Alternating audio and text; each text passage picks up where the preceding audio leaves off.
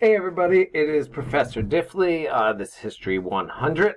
We are in Chapter 9, so this is the first of the lecture videos for this chapter.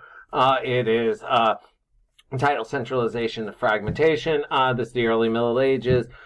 In reality, we actually already started the Middle Ages. That comes at the fall of the Roman Empire, so we started in Chapter 8, but now is where we really start to dive into what we know as the Middle Ages. As always, there's the textbook reading, there's notes that go with the slides here, and there's videos. And I'll point out there's a couple spots in the slideshow here where I'm not going to really talk about use the required videos because they do an excellent job, especially on the Kievan Rus and the Golden Age of Islam, the Abbasids. And then I'll cover the rest of it as we go.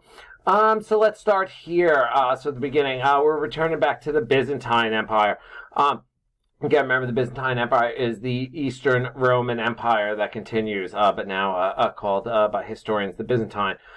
So what had happened is really between 1750 and 850. So I'm sorry, 750 and 850.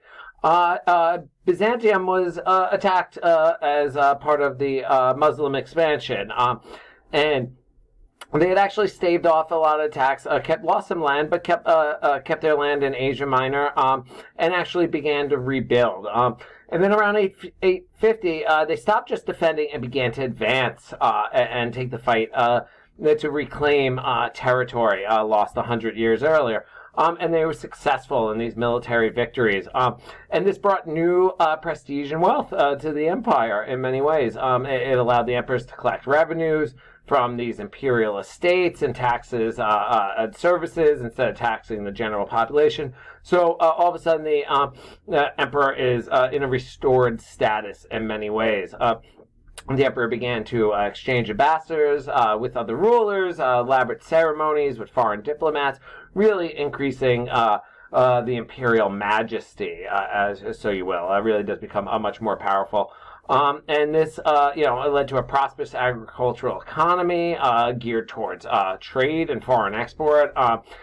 This because the empire's wealth started to attract foreign merchants, especially those from Venice and Syria and other places. And they had actually organized markets in all this. The way the Byzantines looked at this, trade was part of foreign policy. And so it was really it was not just a purely economic matter, it's also a political matter. So there were privileges for certain foreign traders and things like that. So, but again, real takeaway here is the Byzantine Empire is beginning to rebuild, and you can see here the length of it. It does control parts of southern Italy into Asia Minor, including Anatolia here, and as you can see, that's where Constantinople was, and it includes again the Macedonia, ancient Greeks. Actually brings us to the next part, the Macedonian Renaissance here. So one of the things we saw in last chapter was, in chapter 8, was the decline of classical learning, and really focused on this new Christian learning, which again, the Macedonian Renaissance is really a return to the classic, a revival of the classics. And again, as the empire regained its strength and, its past glory, they begin to revive this. They begin to restore icons by 843.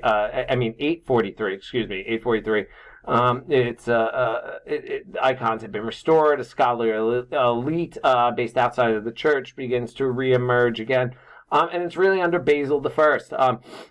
Basil the First was emperor of the Byzantine Empire from Macedonia, and again, just to go back on there, you can see where Macedonia is up on the screen here. And again, the same area from Alexander that we had talked about before. It's based in, so Renaissance is a rebirth, right? And that's how we'll see that this course ends with the Italian Renaissance, which you're familiar with most likely, but this is a rebirth. It's going to go on for almost 200 years, a little under, about 150 years or so. It's centered in Constantinople, and it really is the study of the classics, a return to the classics from the Greeks and Roman era. There's a new focus on the arts, sponsored by the emperors and the imperial court. They become patrons to writers, philosophers, and historians. Again, very much similar to the way we saw it in the Hellenistic kingdoms and all that. And so again, this new artwork, they wrote summaries of classical literature, copied manuscripts of religious text. Really just again an increase of learning.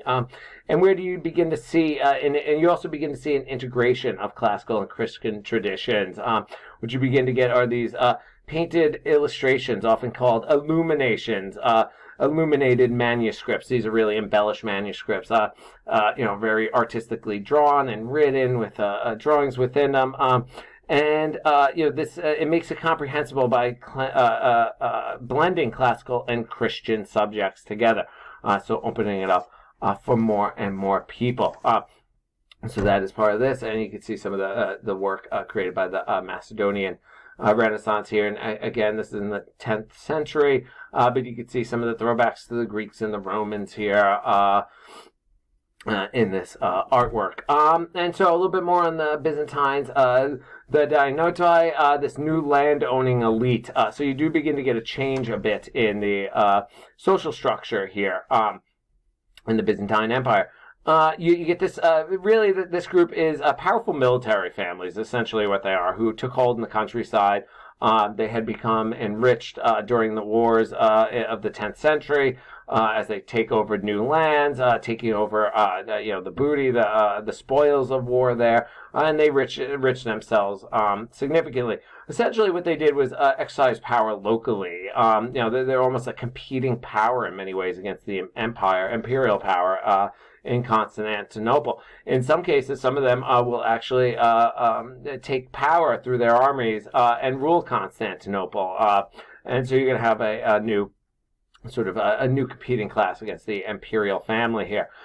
This new class overtook their entire villages, used the peasant labor for their own advantage.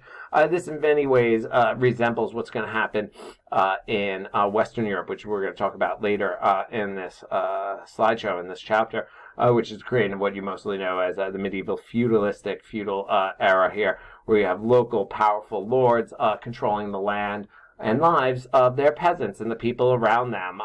There's these creations of tax and service obligations, really essentially binds these people to the land that they cultivated.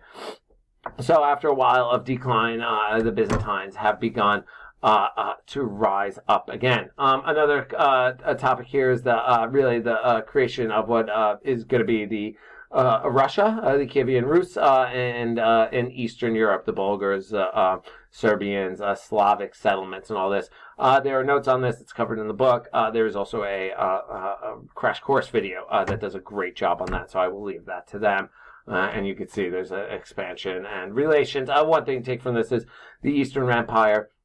Byzantines are going to move closer to Russia. They're going to share a lot of the same religion, and practices, views, further separating them from Rome in the West.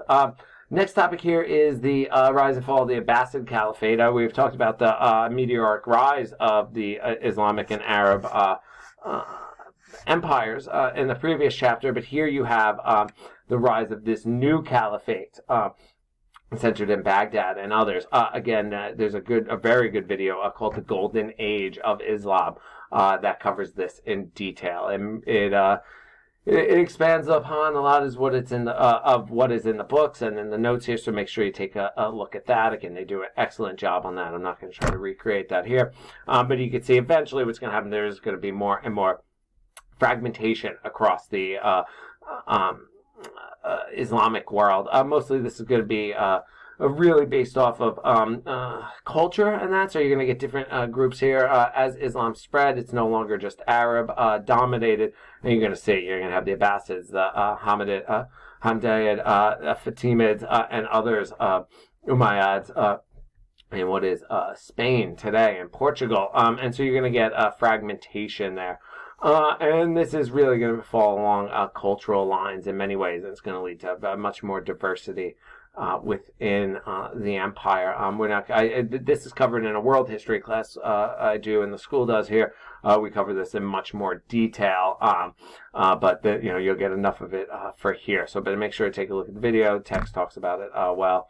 Again, this is the forces of fragmentation that we had talked about, and the Spanish Emirate will last until 1492, until the Reconquista by the Spanish lords there. So again, but it also has some beautiful artwork, as you can see here, and others. And again, take a look at that there. The Renaissance, again, this is all covered in the slides that I give you there. All right, now let's move on to this, the rise of the Carolingian Empire. So again, this is where this course is. We're mostly focusing on Europe here, Western Europe, even though all of these are a major influence on the West. Let's talk about the rise of the Carolingians. So the Carolingians are the next royal family that takes over after the Merovingians in what is today modern-day France, expanding into part of what is Germany. Now, how does this happen? This family starts from Charles Martel. That's why the Carolingians here. Martel worked for the Merovingians, was the mayor of the palace, sort of like a prime minister in many ways, really handled the day-to-day actions and doings of the empire and of the king there. Martel rises to power really at the Battle of Tours or Poitiers in 732. Muslim armies had taken over Spain and were beginning to make ground. This is the making inroads into what is today modern-day France, but this is as far as they go. It's at Tours, at Poitiers, that Martel's army is able to stop the advance of Muslim armies into a Western army there. And that gives him significant prestige and power, and he becomes not only just a defender of the Merovingian Franks and others, but in some ways now the Martel family, can argue they are defenders of the religion of Christianity, and that he rises to power again through through these wars of controlling the government in many ways. And what they do is the Carolingians, again, the Martel family is looking to displace the Merovingians. They got a long-term view of this, and they're going to make a partnership with the church. So as the Martels and their Charles Martel's descendants go on, they will also bring missionaries, and so the church backs them because they are not only spreading their empire, but also spreading Christianity, Catholicism as they go. And you see it especially with Pippin III, descendant of Charles Martel, the mayor of the palace there. Pippin makes a deal with Pope Zachary.